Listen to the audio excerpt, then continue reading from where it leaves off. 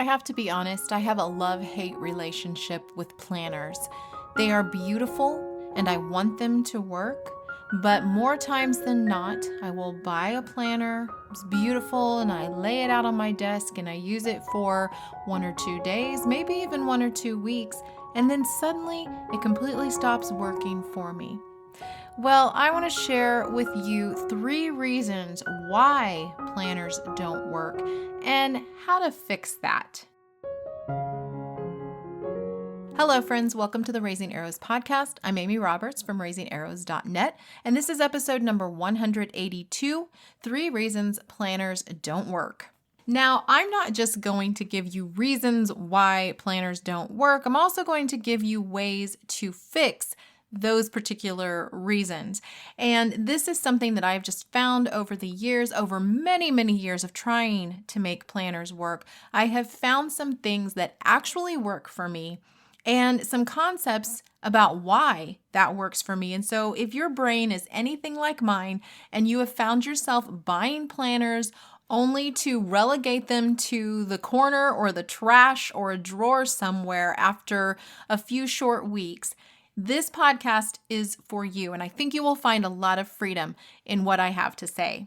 Okay, so the first reason that I have found that planners often don't work is because they're just too complicated. There's too many things on the page. And as someone who really likes things pared down, streamlined, super efficient, super easy to follow, a planner that is incredibly complicated with all sorts of boxes and check marks and ideas and places to put things, and then you have tabs all throughout the planner for all kinds of different aspects of the planner, I find myself completely overwhelmed by that.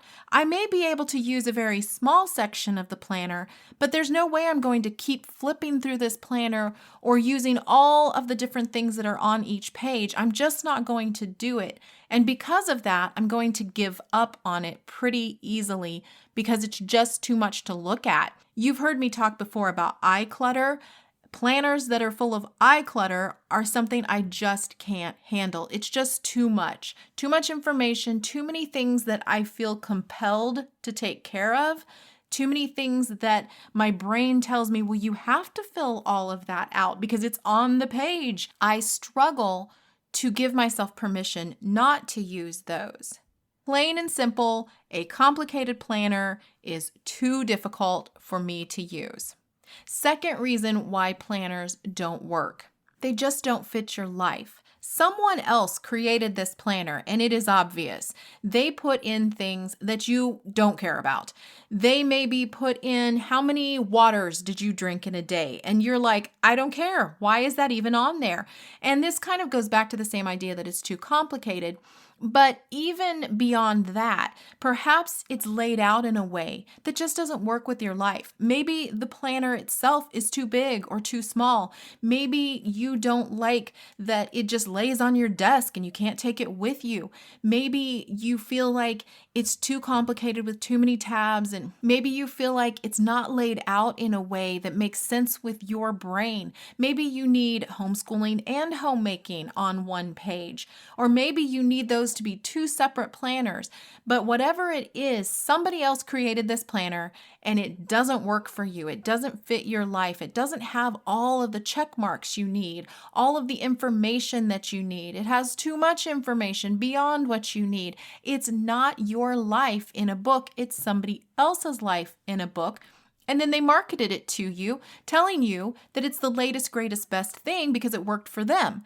However, they aren't living your life, and you're finding that this planner is just not a good fit for you. That is another reason why the planner isn't working. It just wasn't created for you, your life, your family, your home, your homeschool.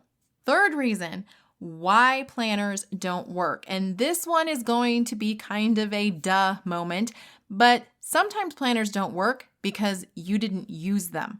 You just didn't create a habit where you actually use the planner day after day after day. And so you don't even think about it. You forget that you even had a planner because you did not create that habit. We hear over and over again, it takes 28 days to create a habit. If you didn't use that planner day in and day out for 28 days, you may just not be in the habit of putting things in the planner. Now, that said, I have also had instances where I did use the planner for like 2 months, and then suddenly one day I didn't. And I stopped for like whole weeks at a time and then realized I was way behind on the planner. And the reason for that is that I stopped using it because it wasn't fitting my lifestyle at the time. I was on vacation, I was someplace else, I didn't need the planner, and I got out of the habit very, very easily. And sometimes you don't use the planner simply because it didn't fit your life. And so it feels like drudgery to open the planner and try to figure it out. Sometimes it's just that you just forget. You don't usually use a planner. You haven't found one you liked. Suddenly you have this planner and you just simply forget you even own the planner. So not having a planner habit can definitely be one reason why the planner doesn't work. All right, so let's talk about the remedies to these particular reasons. Now, I hesitate to call these remedies or fixes or anything like that because honestly, the best planner is the planner that works for you. And some planners simply don't work. It's not necessarily always a game of trying harder or working at making a habit of using the planner. Sometimes that is not the case at all. So it isn't necessarily that I'm going to offer you ways to fix the fact that you don't use your planner. This is more about adjusting the planner, adjusting the plan so that you have something that works for you. All right, so the first thing I mentioned was that they're too complicated. This is probably my number one problem. Most planners are just too complicated for me. There's too much, like I said, eye clutter. There's too much going on. There's things I don't care about. There's just too much to it. And I will never get around to filling out all those sections because it's not the way that my brain works. It's just too much. So for me, what works best is a notepad or an index card or sticky notes and a pen. That's what I use. That is my planner 9 times out of 10. I do have planners and I do occasionally use them, but most of the time you will find me writing in a notebook or writing on an index card or a sticky note as my planner. So for homeschool, I believe I have a podcast about homeschool planning made easy. And then I also have a book called Flexible Homeschool Planning that goes over this concept in depth. But for homeschool planning, I use a spiral bound notebook and I go section by section through Tapestry of Grace, adding in the different aspects and books and resources that I want to use on one page per section of Tapestry of Grace. When I was doing Peaceful Press, same thing. I just added in the things that I wanted to do. All the different curricula that we have used over the years, that is how I have planned best. Notebook, I write down each section, I write down all the things I want to do, I cross them off as I go, done. In my homemaking, you will tend to find me using an index card or a sticky note. It's just smaller, it's easier, it doesn't feel so overwhelming, it's not complicated. I can mark things off and be done with it and then throw the piece of paper away. And I really kind of wonder now that I've said that, maybe I don't like planners because when I'm done with the day, I can't just throw it away. It's still there. I know a lot of people use their planners as a way to go back and refresh their memory as to what they did that day. But I have a Google Calendar. That's what I use that for. I don't really feel the need to have this diary of a planner. I really like the feeling of throwing away the piece of paper. And you can do that if you're using a small piece of paper like a sticky note or an index card. And even with our homeschooling, when I am done with that section of homeschooling that I put on that sheet of notebook paper, I rip it out of the notebook and I throw it away and it feels so good. So I think maybe that's just part of my personality. And for me, complicated planners don't work because I need to cross things off and throw them away. So that is one way that you can remedy the too complicated part of a planner. Make it less complicated. Do something different. Don't use a regular planner. Use a piece of paper and be done with it. Simplify, simplify, simplify. The next thing I mentioned was maybe it doesn't fit your lifestyle because someone else made it and it worked for them, but there's too many sections. There's things you don't need. Things are laid out in a weird way. So there's a couple of ways that you can remedy this. First of all, if most of the planner works for you, cross out the things that don't. Put a sticky note over the top of them. X them out with a Sharpie. Just ignore them. Don't let your brain tell you you have to fill that out. You don't have to fill that out. You don't have to use every section of a planner in order to be successful with a planner. You just have to use the stuff that works for you.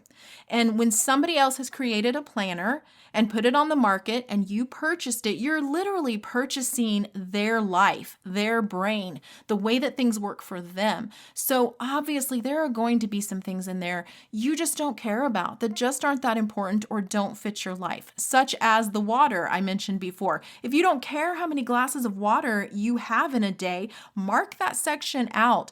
It's okay. You are allowed to do that. The other option you might consider is creating your own planner. All of these planners on the market, except maybe the generic ones that you buy at Aldi or Walmart, were created by somebody who found another planner that didn't work for them, and so they created one that did work for them, and then they marketed it and you bought it.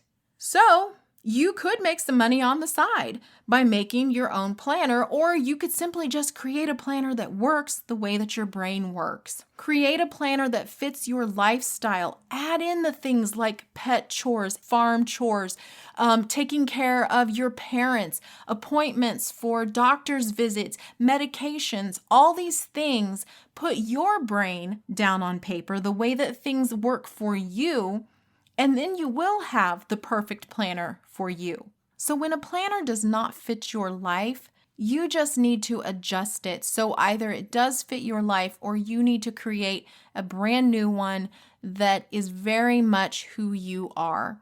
Don't tell yourself that you have to make somebody else's planner fit your life.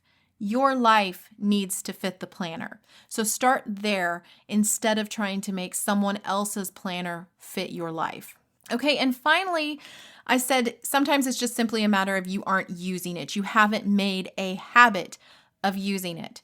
So there's a couple of things you can do here. If you really feel like you found a planner that works well with your life, it's not too complicated, it's a perfect fit, you just aren't using it. First of all, like I said, habits take time, 28 days, and they are very easily broken. So if you go off on vacation and you don't have your planner, when you come back, you're going to have to work another 28 days to get back into the habit. The best way to do that is to have your planner in a place where you always are. So maybe it's on your desk. Maybe it's in the kitchen laying open. There was a time when that was the best place for everything for me, was in the kitchen. I spent all my hours, it felt like, in the kitchen. So if I had my meal planning or my regular planner or my homeschool planner open there in the kitchen, I was much more likely to see it. Maybe it needs to sit beside your chair on an end table so that you see it and have a pen with it or a pencil or whatever it is you use to mark up your planner. It's very much the way that I use Google Calendars. I have my phone near me most of the time, and so I can very easily grab it and add something to Google Calendars. I also use reminders in this same way. I can simply talk into my phone and have it remind me of things. That's my planner. I don't necessarily need a paper planner other than my little index cards and sticky notes that I can throw away, because I have a device on me at all times that has these different apps that all together form a planner. And there again, it's a matter of using it. I got into the habit of using my Google Calendar and my reminders in order to orchestrate my day. And I used them over and over and over until it just became second nature to check my calendar, to check my reminders, to add reminders, and to add things to the calendar. And it fit my life perfectly. And that's what you need to find, is something that fits how you run your life.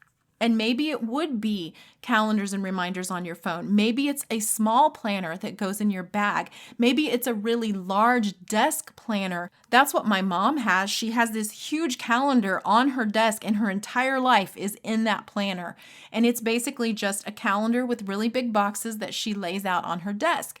It works for her. She constantly looks at that and she knows what's going on. For her, a Google Calendar doesn't make sense. She won't ever check it. She's not used to that. She's used to the calendar on her desk. So hopefully that gives you some ideas of how you can make planners work in a different way. It doesn't have to be the traditional planner.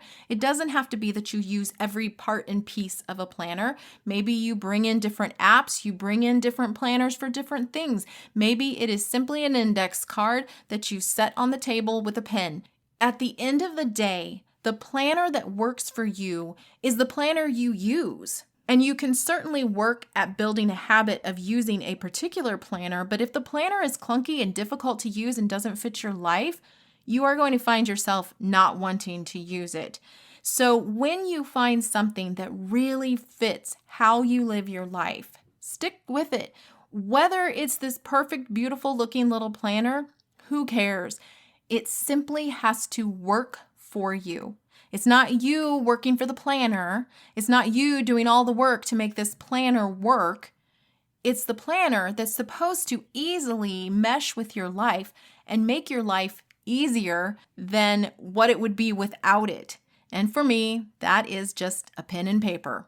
Again, I mentioned that book, Flexible Homeschool Planning. If you are looking for a way to put together a homeschool plan that is super simple and very flexible and very easily changed, I'd encourage you to check out that book. Flexible Homeschool Planning can be found on my website and also via Amazon. I will have that link down in the show notes for you. And I hope you walk away from this podcast feeling a little bit better about your planning skills. I would love to hear from you what you end up doing and how you end up finding peace with your planners and what works best for you. Who knows? Maybe I will find something from you that works even better than what I'm currently using. If you have any questions or topics that you'd like me to address on this podcast, please feel free to drop me a line at amy@raisingarrows.net. I hope you have a blessed week. We'll see you next time.